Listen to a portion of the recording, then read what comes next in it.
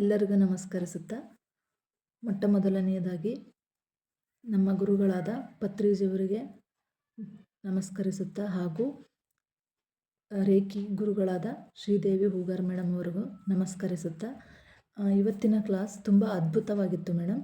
ಅದು ರೇಖಿ ಮಾಸ್ಟರ್ಗಳ ಸ್ವಭಾವ. So reiki ಮಾಸ್ಟರ್ಗಳ ಸ್ವಭಾವ ಹೇಗಿರುತ್ತೆ ಬೈ ಬರ್ತ್, ನನಗೆ ಅದು ಸ್ವಲ್ಪ ಡೌಟ್ ಇತ್ತು. ಅದೆಷ್ಟು ಕ್ಲಿಯರಾಗಿ ಇವತ್ತು ಹೇಳಿದ್ರೆ ನಮಗೆ ಯಾವಾಗಲೂ ಇಂಟ್ಯೂಷನ್ಸ್ ಬರ್ತಾ ಹೋಗ್ತಿತ್ತು.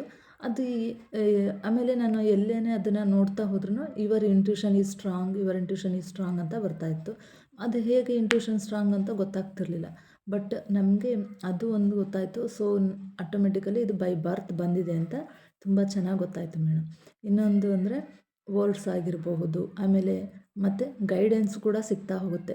ಸೊ ಗೈಡೆನ್ಸ್ ಯಾವಾಗ ಸಿಗ್ತಾ ಬಂತು ಅಂದರೆ ನಾವು ನಮ್ಮ ಪ್ರಾಪರ್ ಸ್ಟಡಿ ಟೈಮಲ್ಲಿ ಇದನ್ನು ಮಾಡಬೇಕಾ ಅದನ್ನು ಮಾಡಬೇಕಾ ಅಂದಾಗೆಲ್ಲ ನಮಗೆ ಗೊತ್ತಾಗ್ತಿರ್ಲಿಲ್ಲ. ಬಟ್ ನಾವು ಒಬ್ಬಳೇ ಸೈಲೆಂಟಾಗಿ ಕುತ್ಕೊಂಡಾಗ ಇದು ಮಾಡಿದ್ರೇ ಹೀಗೆ ಆಗುತ್ತೆ ಅನ್ನೋದು ಕರೆಕ್ಟಾಗಿ ಗೊತ್ತಾಗ್ತಾ ಹೋಗ್ತಿತ್ತು. ಬಟ್ ಅದನ್ನು ಮಾಡಿದಾಗ ಸಕ್ಸಸ್ ಕೂಡ ಆಗ್ತಾ ಹೋಗ್ತಿತ್ತು. ಅದು ಕೂಡ ನನಗೆ ತುಂಬ ಚೆನ್ನಾಗಿ ವರ್ಕೌಟ್ ಆಯಿತು ಮೇಡಮ್. ಹಾಗೆಯೇ ಒಂದಲ್ಲ ತುಂಬ ಚೆನ್ನಾಗಿ ಈ ಥರ ವರ್ಕ್ ಆಗ್ತಾ ಇರ್ತವೆ. ಬಟ್ ನಮಗದು ಗೊತ್ತಾಗ್ತಿರಲ್ಲ, ಏನೋ ಇದೆ ಬಿಡು ಅಂದ್ಕೊಂಡು ಸುಮ್ಮನೆ ಆಗ್ತೀವಿ. ಬಟ್ ಇವತ್ತಿನ ಕ್ಲಾಸಲ್ಲಿ ಮೇಡಮ್ ಹೇಳಿದಂಗೆ ಎಲ್ಲದೂ ನಮ್ಮ ಹುಟ್ಟಿನಿಂದನೇ ಬರ್ತಾ ಹೋಗಿರುತ್ತೆ. ಬಟ್ ಅದನ್ನು ನಾವು ತಿಳ್ಕೊಳ್ಳೋದಕ್ಕೆ ಇಷ್ಟು ಟೈಮ್ ಬೇಕಾಗುತ್ತೆ. ನಾವು ಯಾವಾಗ ಈ ಥರ ಕ್ಲಾಸಸ್ಗಳನ್ನು ಅಟೆಂಡ್ ಮಾಡ್ತೀವಿ, ಒಬ್ಬ ಗುರುವಿನ ನಮಗೆ ಗೈಡೆನ್ಸ್ ಸಿಗ್ತಾ ಹೋಗುತ್ತೆ, ಆವಾಗ ಗೊತ್ತಾಗುತ್ತೆ ನಮ್ಮೊಳಗಡೆನೇ ಒಂದು ಶಕ್ತಿ ಇದೆ. ಆ ಶಕ್ತಿಯಿಂದ ನಾವು ಇದೆಲ್ಲ ಮಾಡ್ತಾ ಇದ್ದೀವಿ ಅಂತ. ಇಲ್ಲ ಅಂದರೆ ಎಲ್ಲರಿಗೂ ಇದ್ದಂಗೆ ಇದೆ ಅಂತ ಅನಿಸ್ತಾ ಇತ್ತು. ಬಟ್ ಇವಾಗ ಗೊತ್ತಾಗಿದೆ ಮೇಡಮ್, ಅದಂತೂ ತುಂಬ ಖುಷಿಯಾಯಿತು. ಹಾಗೆಯೇ ಒಬ್ಬ ಮಗು ಕೆಳಗಡೆ ಬಿದ್ದ ಅಂದರೆ ಅವನಿಗೆ ಗಾಯ ಆಗಿತ್ತೆ. ಗಾಯ ಆದಾಗ ಏನಾಗುತ್ತೆ, ನಾವು ಬೇಗನೆ ಆರಾಮಾಗ್ತಾನೆ, ಹಾಸ್ಪಿಟ್ಲಿಗೂ ಹೋಗ್ತಾನೆ, ಹಾಗೆಯೇ ಬೇಗನೆ ಆರಾಮಾಗ್ತಾನೆ. ಬಟ್ ದೊಡ್ಡವ್ರಿಗೆ ಏನಾಗಿರುತ್ತೆ, ಅದು ಅವರು ಹಾಸ್ಪಿಟ್ಲಲ್ಲಿ ಹೋಗಿ ಅಡ್ಮಿಟ್ ಆಗಿ ಅದೆಲ್ಲ ಅವರಿಗೆ ಪ್ರೊಸೀಜರ್ ತುಂಬ ಆಗ್ತಿರುತ್ತೆ. ಅದು ಏನಕ್ಕೆ ಕಾರಣ, ಚಿಕ್ಕ ಮಗುಗೇನೆಂದರೆ ಅವ್ರುಗಳ ಚಕ್ರಗಳು ಬ್ಯಾಲೆನ್ಸ್ ಆಗಿರ್ತವೆ, ಬೇಗ ಹೀಲ್ ಆಗುವಂತಹ ಕೆಪಾಸಿಟಿ ಇರುತ್ತೆ. ಅವರಲ್ಲಿ ಯಾವುದೇ ಹೊಟ್ಟೆ ಕಿಚ್ಚು, ಸಿಟ್ಟು, ಕೋಪ ಯಾವುದೋ ಅಸೂಯೆ ಅನ್ನೋದಿರೋದಿಲ್ಲ. ಹಾಗಾಗಿ ಅವರಲ್ಲಿ ಬೇಗ ಹೀಲ್ ಆಗ್ತಾ ಹೋಗುತ್ತೆ. ಹಾಗೆ ದೊಡ್ಡವರಿಗೆ ಏನಾಗ್ತಾ ಹೋಗುತ್ತೆ, ಅವರಲ್ಲಿ ಎಲ್ಲವೂ ತುಂಬ್ಕೊಂಡಿರ್ತವೆ. ಹಾಗಾಗಿ ಅವರು ಹೀಲ್ ಆಗೋದು ಕೂಡ ತುಂಬ ಲೇಟ್ ಆಗುತ್ತೆ. ಅದು ಯಾಕೆ ಅಂದರೆ ಇವಾಗ ಮೇಡಮ್ ಹೇಳಿದಂಗೆ ಚಕ್ರ ಬ್ಯಾಲೆನ್ಸ್ ಕರೆಕ್ಟ್ ಇರಬೇಕು ಅಂತ ಹೇಳಿದರು. ನಮ್ಮ ಚಕ್ರಗಳು ಯಾವಾಗ ಅವು ಬ್ಯಾಲೆನ್ಸ್ ಆಗ್ತಾ ಬರ್ತವೆ ಆವಾಗ ನಾವು ಚೆನ್ನಾಗೇ ಇರ್ತೀವಿ. ಫಾರ್ ಎಕ್ಸಾಂಪಲ್ ನನ್ನದೇ ಹೇಳಬೇಕಂದ್ರೆ, ನಾನು 2021ನಲ್ಲಿ ಮೆಡಿಟೇಷನಿಗೆ ಬಂದಿದ್ದೆ. ಆವಾಗ ನನ್ನ ಲೈಫ್ ತುಂಬ ಚೆನ್ನಾಗಿತ್ತು. ಏಕೆಂದರೆ ಬಿಫೋರ್ ದಟ್ ಸ್ವಲ್ಪ ಹೆಲ್ತ್ ಅಪ್ಸೆಟ್ ಇತ್ತು. ಆಮೇಲೆ ತುಂಬ ಓವರ್ ಥಿಂಕಿಂಗ್ ಮಾಡ್ತಿದ್ದೆ.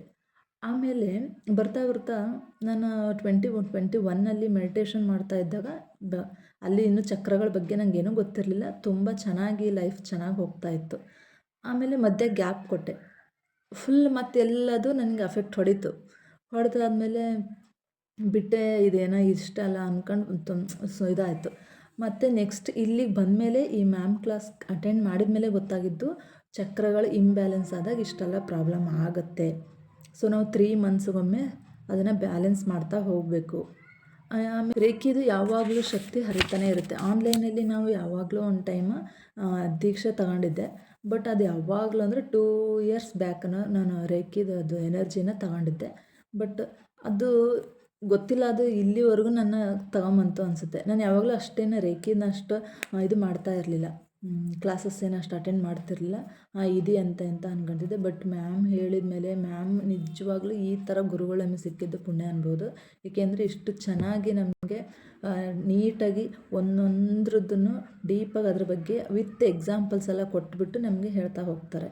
ಸೊ ಇದನ್ನು ನಾವು ಚೆನ್ನಾಗಿ ಅಳವಡಿಸ್ಕೊಬೇಕು. ಮೇಡಮ್ ಹೇಳಿದಂಗೆ ರಿಪೀಟ್ ಮಾಡ್ತಾ ಹೋಗಬೇಕು. ಪ್ರಾಕ್ಟೀಸ್ ಯಾವಾಗ ಬರ್ತಾ ಹೋಗುತ್ತೆ ನಮಗಷ್ಟು ಸಹಾಯ ಆಗುತ್ತೆ. ಏಕೆಂದರೆ ಓನ್ಲಿ ಮೆಡಿಟೇಷನ್ನು ಅಂದ್ರೂ ಆಗಲ್ಲ, ರೇಖಿ ಅಂದ್ರೂ ಆಗಲ್ಲ. Both meditation and reiki is best for our life ಅಂತ ಹೇಳ್ತೀವಿ. ಸೊ ಎಲ್ಲದಕ್ಕೂ ಬೇಸಿಕ್ ಈಸ್ ಮೆಡಿಟೇಷನ್ನು. ಸೊ ನಾವು ಇನ್ನೂ ಬೇಗ ಸಕ್ಸಸ್ ಆಗಬೇಕು ಅಂದರೆ ಎರಡೂ ಜೊತೆಗಿದ್ರೇ ಮಾತ್ರ ನಾವು ಸಕ್ಸಸ್ ಆಗೋಕ್ಕೆ ಸಾಧ್ಯ. ಸೊ ಇದರಿಂದ ತುಂಬ ಖುಷಿ ಇದೆ ಮ್ಯಾಮ್. ನೀವು ಯಾವಾಗ ಎಕ್ಸಾಂಪಲ್ಸ್ ಎಲ್ಲ ಕೊಟ್ಟು ಹೇಳ್ತಾ ಇದ್ದಾಗ ಕರೆಕ್ಟ್ ಅಂತ ಅನಿಸುತ್ತೆ. ನಮಗೆ ಬೇಗ ಅರ್ಥ ಆಗುತ್ತೆ ಮ್ಯಾಮ್. ನೀವು ಯಾವಾಗ ಎಕ್ಸಾಂಪಲ್ ಕೊಟ್ಟು ಹೇಳ್ತಾ ಇರ್ತೀರ ಅದು ನಮಗೆ ತುಂಬ ಚೆನ್ನಾಗಿ ಅರ್ಥ ಆಗ್ತಾ ಹೋಗುತ್ತೆ. ತುಂಬ ಚೆನ್ನಾಗಿದೆ ಮೇಡಮ್ ಕ್ಲಾಸಸ್ಸು. ಮತ್ತು ಯಾವಾಗ್ಲೂ ಬೇಗ ಎದ್ದೇಳ್ತಿರ್ಲಿಲ್ಲ.